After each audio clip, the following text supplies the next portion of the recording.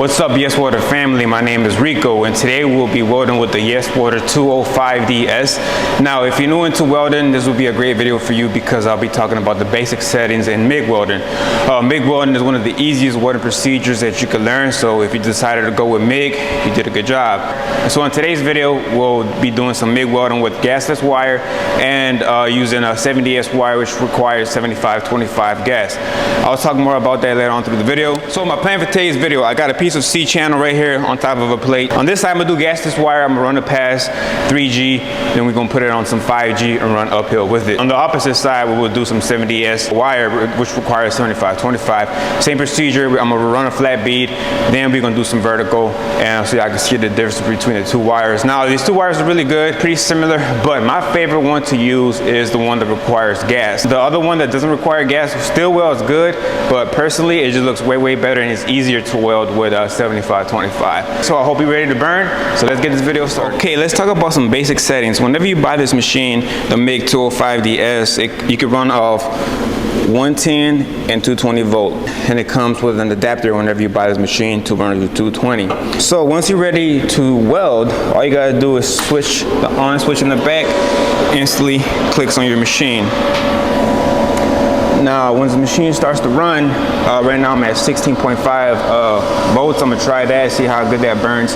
Now, whenever you want gasless wire, you wanna make sure this plug-in goes into your negative and your ground will go into your positive. Whenever you switch to 75-25 wire, this will change into the opposite. Whenever you're ready to weld, these are your basic settings up here. So you want to leave it at 2T. The next thing is you want to set it to gasless. You do that by pressing this button.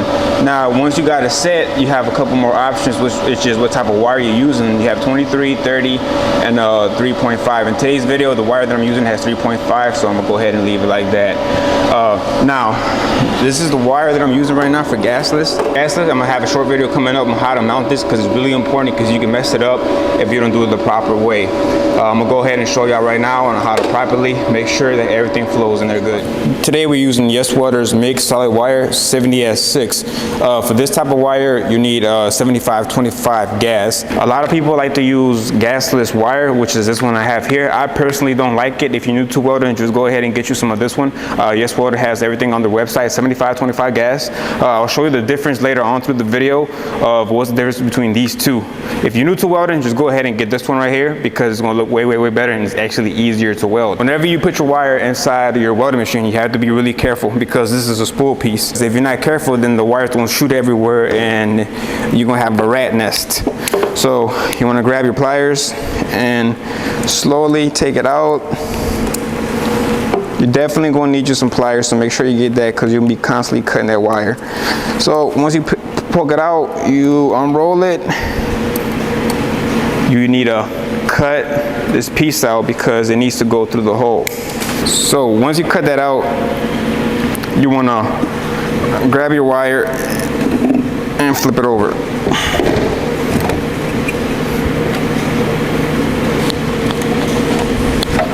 You want this hole right here to align with that right here. Once you got that, you want to spin it with your hand and your wire is going to go all through here.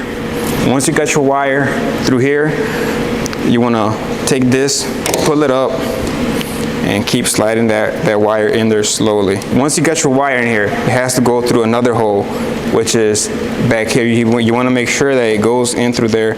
Once you got it in there, you can go ahead and slide it, lock it back in place. Now, this right here is used to have tension on there. The more you tighten it, the more tension it's going to have. The less tension it'll have, of course. So after you got all that on, you want to put your cap on there. As soon as I press this trigger, now sorry for the mess that I have in my shop. You'll see in the background, fellas. I had a busy week, didn't have time to clean up. I just opened up a shop out here in Houston, Texas, and I've been slammed with work. I've been busy, but hopefully after I finish today's video, I'll be able to clean up and straighten everything out. By the way, I have my own YouTube channel if you want to check out some more welding content. My channel is called TheWeldLab. You can check me out. I do welding tutorials, try new welding machines. I have a couple of more videos on YesWelder machines, trying it on the field if you're interested on that. So check me out, guys, TheWeldLab, or you can check out my website at www.TheWeldLab.com. Now, I'm about to get started. Now, if you're looking for a welding hood, I'm using YesWelder welding hood right now. You can pick it up on the website. You can check them out. This is a good introductory welding hood, simply because it has the big screen on the front, so you get better vision compared to the ones that are small that you normally commonly see. So with this one, you'll be able to get good vision. It has way more settings than your average welding hood. You can change it anywhere from 5 all the way to 13. You can see the delay and how sensitive it is for you to grind. It has weld, cut, and grind right here if you want to switch that out. But check their welding hoods out. Okay, I already went ahead and tacked it. I tacked all the corners. I started off at 16.5 on the machine, but it felt too hot. If you're welding and you feel like it's eating up your metal too much, you're too hot, you might want to turn it down. I'm gonna go ahead, run my first pass. I'll let y'all know now, if you're doing gasless wire, you need a chipping hammer because it leaves a little piece of slag, and you're gonna knock that off before you do another pass over it. So I'm gonna go ahead and do my first pass.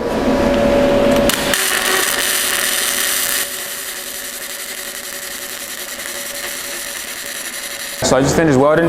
Like I said, it leaves some slag, but I told y'all to use a chipping hammer to knock it off. But if you want to do it the proper way, just go ahead and get you a wire wheel, a carbon steel wire wheel on a grinder to make sure it's clean. But this is what it looks like, man. It looks really, really clean. Nice, beautiful weld. This is 3G weld. I'm gonna flip it over and do 5G. Now, whenever you do MIG, the technique to that is to just do circles. Do circles all the way down, come up, scoot up, come up, scoot up. It's really, really easy, guys. And one thing about MIG is that mainly is what I use in my shop. It's just much faster. It's real quick. And once you really get good at it, the reason why it's so fast, for example, I'm about to tack this piece right here, so I can do my 5G. So without even looking, just look away, and it's tacked on there, you know what I'm saying? That's why sometimes when I'm fabricating, I could just not even put my hood on, I could just do small tacks like that. Then when I'm ready to weld, I could start welding. So I'm gonna go ahead and do this 5G pass. I'm gonna go uphill with it. Start going uphill with it, and I'll show you what it looks like. I'm about to start. I'm still running at 16.0. I think it might be too high. Let's try it out.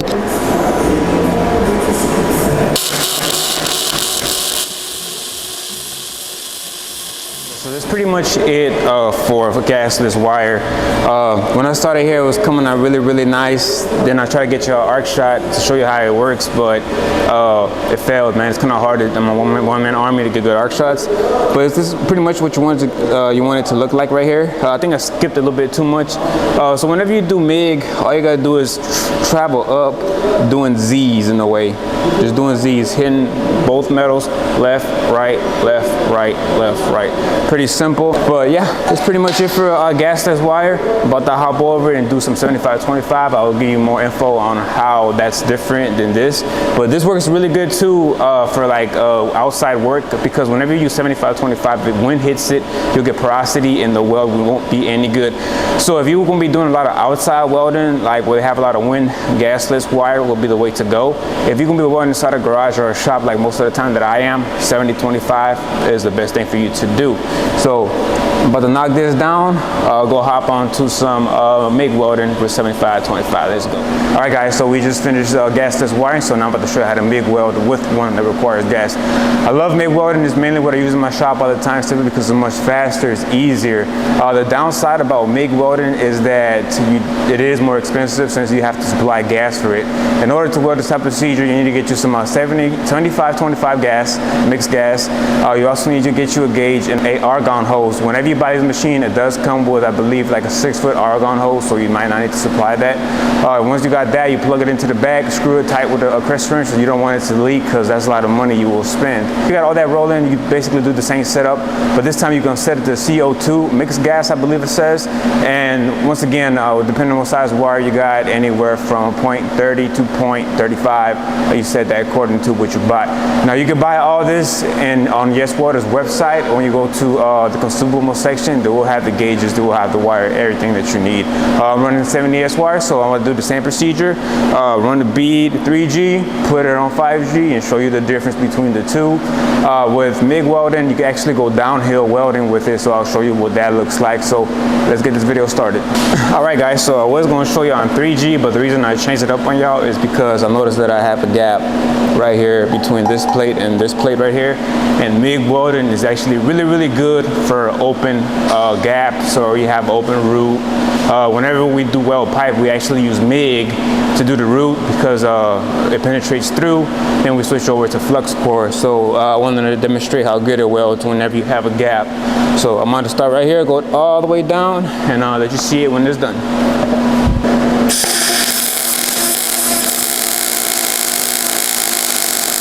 All right, fellas, so I just finished doing my root pass. That fixed the issue. I cranked it up to 19.5. I started around 18, I think. So whenever you do the root, same process, real easy. You can actually just wiggle it back and forth as you're traveling down. It will help you keep it straight, and have more rhythm to it. So just simple, wiggle it down, wiggle it down, wiggle it down, hitting both of the walls. Now, one thing, if y'all notice, this doesn't leave any type of slag. It's real clean. You don't have to clean it, so it saves you time for grabbing the grinder, chip hammer, whatever you're using. That's why I love MIG welding so much, and that's why I use it so much. So yeah, that's pretty much the root. So now I'm gonna go ahead and put it down and run 2 beads of flat welding 3G. This is considered 5G whenever standing straight up, doing a vertical weld. Put it down, get that done, and show you all the difference between the two. All right, I'm about to go ahead and start running these pass.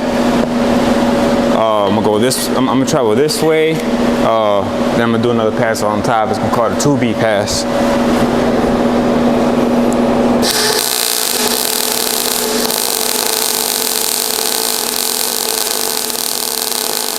Okay, so I just did my first pass. It looks beautiful, man. I really love MIG. It's real easy, guys. With MIG, you're just doing circles, scooting up, circles, scooting up. It's real simple. Doesn't take much to do as long as you have the machine setting right. Like I said, right now I'm running at 19.5, which is pretty hot. But like I said, no slag, none of that cleaning. You can just keep welding non-stop without having any pauses. So now I'm about to hop to the top, do another pass on top, show you the 2B cap. Same procedure, same thing. Make sure you hit top and bottom. And once that, we're gonna compare both sides and show you the difference. All right, guys, so this is the comparison between the two. One side MIG, one gasless wire. Which do you like best? Leave it in the comments below. Make sure you check out my channel, TheWeldLab, on Instagram and YouTube, or TheWeldLab.com. Check out more content. But I appreciate y'all checking us out. We'll have more in the future. I'll see you on the next video. Peace.